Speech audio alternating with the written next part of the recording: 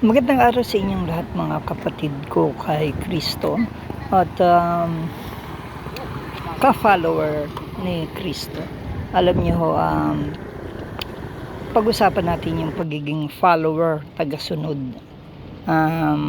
Marami hong mga tao sumusunod kasi sa Diyos sa paraan nilang pagsunod ng tao, hindi sa paraan ni Kristo na pagsunod. Pag hindi paraan ni Kristo na pagsunod, hindi ka follower ni Christ.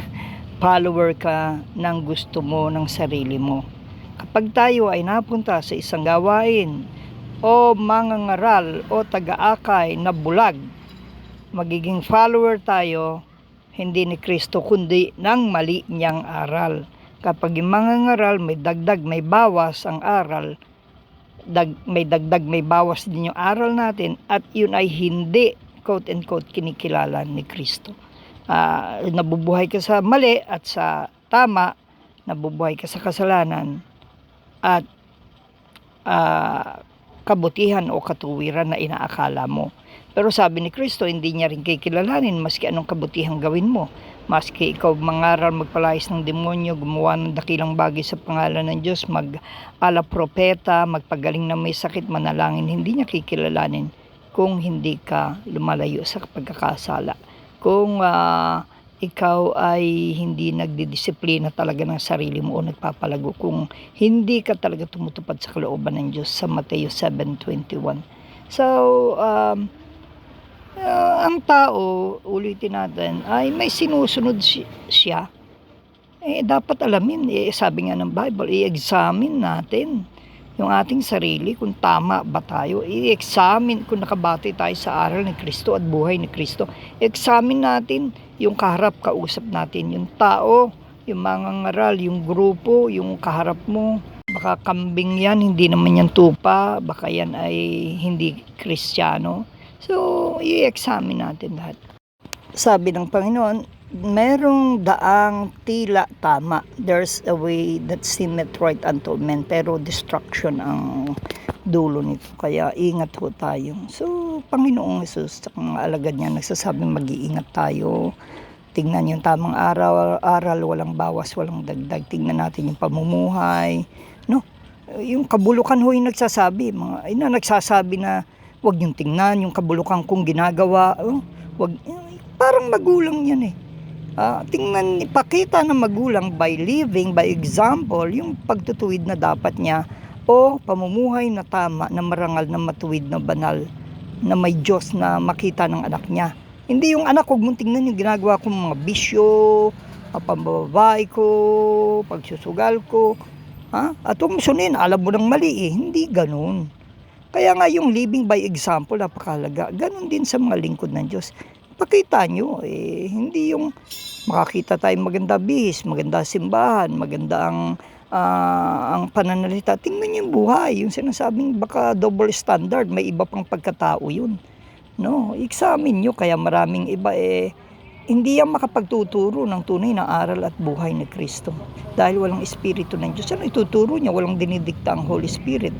Nakatingin lang siya sa Bible kung anong ituturo niya, anong maganda, ay iwasan pa niya yung tamang aral yun.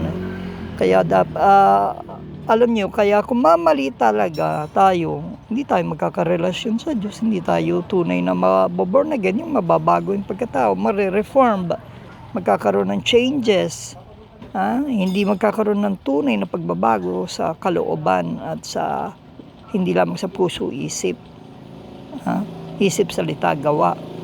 Hindi pananahanan ng Holy Spirit pag mali yung aral. Alam niyo, madali bang maborn again? Madali bang maging Christian? Napakadali sa panahon ngayon. Wow, ibig sabihin pag born again Christian, ligtas ka. Madali ring ma-save ngayon. Wow, pati save, maligtas, madali. Pwedeng maligtas ka pero maling kaligtasan. Save ka, feeling mo. Pwedeng kang ma-born again pero maling pagkaka-born again, mali pa rin.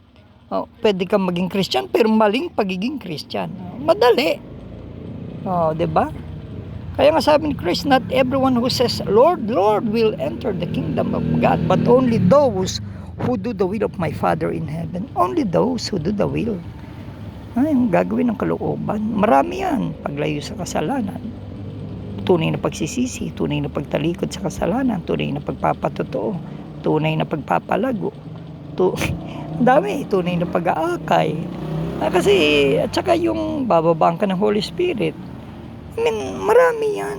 Marami yung mag-aakay, magpapalakas, magbibigay babala.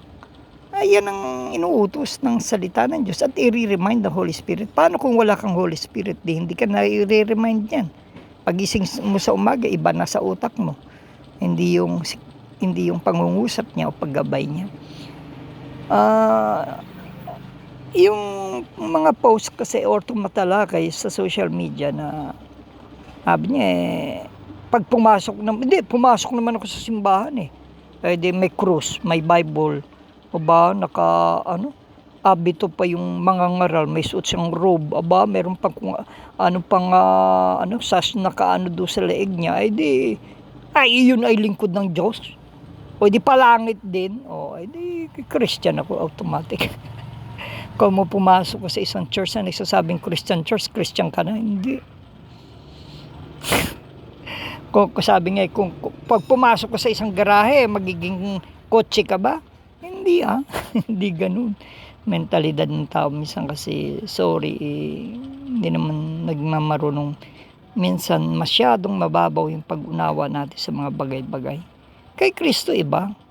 Kailangan follower ka. Kapag talagang nagpa-Christian ka, kinilala mo siya, hindi ka susunod sa kanya, susunod ka. Handa ka. Pero pag hindi ka sumusunod, di ka niya follower. Di ka niya kinikilala. Kung hindi, if you do not obey my commandment, sabi ni Christ, you can never be my disciple. Hindi ka pwede niyang maging tagasunod.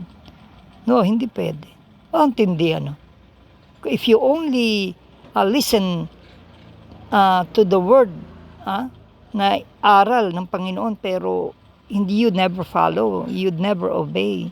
Sabi niya, hindi kita kaanak, hindi kita kapatid, hindi kita kapamilya, o ganun katindi. Binabasa ba yun? Yung pagtatakwil na babala ni Kristo, binabasa ba yun? Hindi. Tinitingnan nila yung ala Robin Hood na ginagawa ng kabutihan sa kapwa, pagtulong sa ayuda, pagtulong sa kamag-anak. Halimbawa kung politikong kurap natuloy sa pagnanakaw, ang linaw ng Bible niya, hindi maliligtas. Kahit anong tulong. Kasi gumagawa ka ng kasalanan sa kapwa mo. Kahit pa yung kapwa mo yung masama, ginagawan mo ng kasamaan. Diba? Huwag mong gantihan, Diyos ang pagantihin mo. Ganun yung talagang gusto ng Diyos. So, ang alam ng tao, basta nag-registered siyang Christian, Christian siya forever. Hindi ganun. You have to prove it by your living. You have to prove it by your following. Yun, ganun lang ako kasimple. Gusto mong magpaampon sa isang pamilya, wala kang ina, wala kang ama. Abay, susunod ka. May patakaran sila. Hindi, basta inadapt nila ako, i-adapt nila ako. Ay, para ka nakakaloko, ayaw mo sumunod sa akin. Baka tanggalin nila adoption mo. Ganun yun. Kay Christ, matatanggal ang adoption? Pwedeng papel lang yan. Ay, tumanggap ka. Akala mo, yung pala tanggal ka sa lista. Wala ka pala sa lista. Hindi pala nakalista ang pangalan mo sa buhay na walang hanggan. Sa buhay ng mga ligtas. Sa buhay ng buhay. Sa listahan. Hindi ka pala kasama. Paano hindi genuine yung pagsisisi, pagtalikod sa kasalanan? At pagpapatotoo, handang magpatotoo sa Panginoong Hesus. Kaya yan yung sabi ni John the Baptist, gusto niyo maligtas mga anak kayo ng ulupong, sabi niya. Siyempre anak ng ulupong dahil wala pang reconciliation sa Diyos, hindi pa natanggap ng Diyos o na-adopt na anak ng Diyos, anak pa ng Diablo nung nagkasala si Eva at Adan. Akala natin po kung tayo walang relasyon ay anak na tayo ng Diyos. By creation, nilikha lang tayo ng Diyos, hindi tayo anak niya.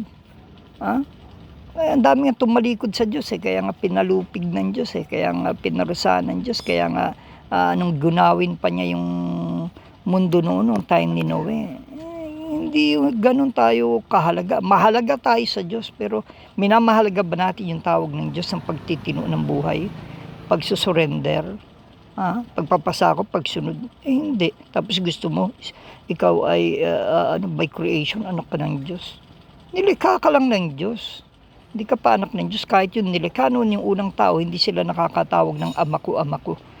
Only nung time with Jesus Christ na pwede na raw tayong ma-adapt. Pwede na tayong tumawag ng Abba, Father, ama ko, ama ko. Doon pa lang. Kung genuine ka. Sorry, kung bubulok-bulok lamang. Kung dalawa Panginoon.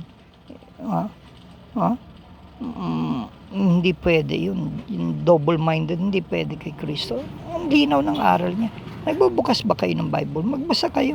Mateo, Marcos, Lucas, Juan, Acts. Basahin niyo ho lahat yan. Hindi naman ganyan kahirap yan. Kung merong mahirap, magtanong kayo sa maling tagapangaral. Magtanong din kayo sa tamang tagapangaral. Kung gusto niyo maligtas.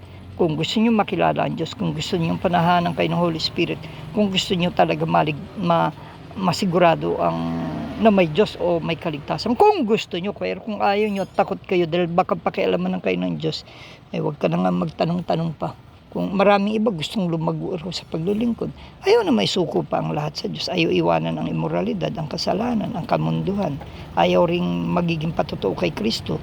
Gusto kasalanan ng gawin pa rin sapagkat tao lamang. Kaya kang baguhin ng Diyos. Kaso hindi ka willing paggamit ang buong buhay mo. Ayaw mong isend ka ng Lord o gamitin ka ng Lord. Walang mangyayari. Tayo, madaling mag-Kristiyano kuno. Kaya ngayon may kantang Kristiyano kuno, Kristiyano kuno. Yan ang tawag ko sa huwad na katulad mo. Kristiyano kuno, Kristiyano kuno. Sana ikaw ay magbago. Yung Kristiyano kuno, kuno yan. Fake. Hindi pa tunay. Kahit nagsisimba yan, paglabas niya, nasa sugal. Pagsimba niyan, nasa babae niya. Pagsimba niyan, nasa pang-aagaw ng lupa. Pagsimba niyan, makamundo ang buhay. Pagsimba niyan, hindi siya nagpapatuto sa anak. Pag hindi nag-aakay ng anak. Diyos ko. Yan yung, may huwad, merong hindi tunay. May tanggap ni Kristo, may hindi. Nasa Bible naman kung sino ang tanggap. Madaling maging Kristiyano, kuno. Pero, yung maging follower niya, madali rin naman kung handa ka na. Kung kailangan pa bang mapagod ka sa mundong ito? Katulad ng ng kanta ni Gary B. Pilitin ka. Pilitin pa. Ng tadhana. Gawin mo na ang nararapat. Diba? Yun ang inaantay natin. Kung namatay ka na. Hindi, merong mahigpit na pagsubok. Antayin ko lang yun. Hindi, ganun. Hindi ganun. Marami tayong sinyeran, magbumalik sa Lord, maglingkod paggamit ang buong buhay. Hanggang na-aksidente namatay. Marami tayong pinababalik, ayaw nilang iwanan ng kasalanan. Magbumamatay sila sa gitna ng kasalanan nila. Yan ang nakakatakot. Nagpatuloy sila. Bibitaw tayo sa anumang kasalanan. Magpapalago tayo upang makalayo sa kasalanan. Magpapaakais tayo sa tama upang makalayo sa kasalanan. Yan tayo magiging genuine na Kristiyano. Kala na iba basta sinuko ang buhay kay Kristo, genuine. Kala nila basta pag nag-register ng SSS, GSIS, yung benepisyo matatanggap ka agad na buhay na walang hanggan ng Kristiyano. Baka mamaya pagdating mo hindi mo ginampanan yung responsibility mo, yung pagsunod mo sa mga requirement, yung dues mo, yung duty mo, hindi mo ginawa.